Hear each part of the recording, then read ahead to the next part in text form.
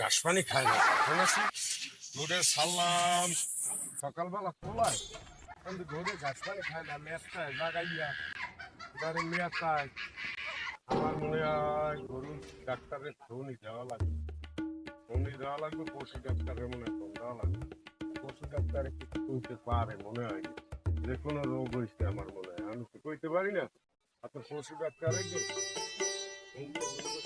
নাম্বারও আছে আমাকে নাম্বারটা বাইরে যে ফোন দেওয়া লাগবে এই যে কোথায় কি ডাক্তারের নাম্বারটা তো এই ওদের কি সমস্যা দেখতে এলাম যে এই কি রোগে দেওয়া যাচ্ছে ডাক্তার লাগে একটু ফোন করে পরামর্শ করে এখন আবার ডুজের সময় ফোনটা দিলে কেডা? হ্যালো, আসসালামু আলাইকুম। ওয়ালাইকুম আসসালাম। ঠিক পাইছেন? আমি ওই মাতবারে। ও মাতবার সাহেব, হয় ঠিক পাইছি। কি খবর কি? আন ডুজের সময় ফোন দিয়েছেন কোন দি?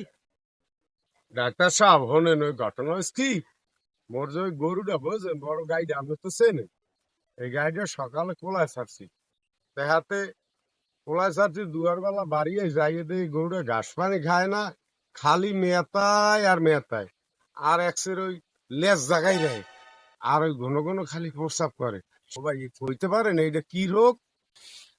আরে মাতবার সাহেব, সে তো আপনার খুশির খবর। আপনি মিষ্টি মুষ্টি রেডি করেন, মুই আইতে আছি। আপনার দি নাতি হইবে। নাতি হইবে মানে বুঝলাম না ডাক্তার সাহেব আপনি কি কন একটু ভাঙ্গে কান দিয়ে আমারে। ও মাতবার সাহেব, আপনি বোঝেন নাই? আরে মাতবার সাহেব, আপনার গরু হুজাইছে, বুঝবেন না নে আইলি। আন একটু গরুর দ্বারে আইয়া দেখতে যান কি সমস্যা।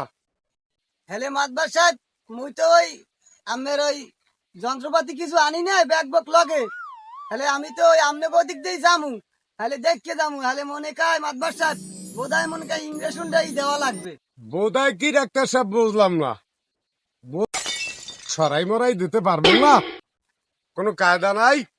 আরে ভাই, আপনি মূর্খ মানুষ, আপনি আর বুঝবেন না। মনে হয় ইঞ্জেকশনই লাগবে।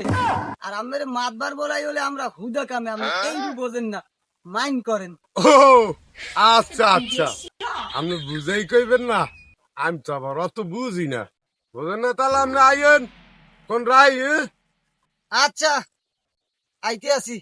এখন যে বলদ থাহে এইরম মাতবার ফুটাইছে আর মধ্যে বলদ টাকার জানি ইঞ্জেকশন লাগবে।